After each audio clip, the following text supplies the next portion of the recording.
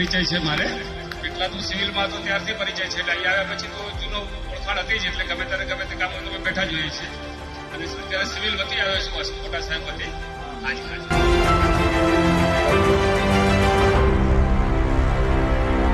શકીલભાઈ વિશે વાત કરું તો આમ તો એમને છેલ્લા 2019-20થી ઓળખું છું, અને એમની સાથે અમે પ્રેસ તરીકે કનેક્ટ થયેલા.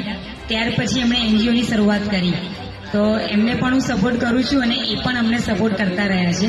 તો શકીલભાઈનું કામ બહુ જ ઉમદા કાર્ય છે. કહેવાય ને કે કંઈક કરવા માટેનું કંઈક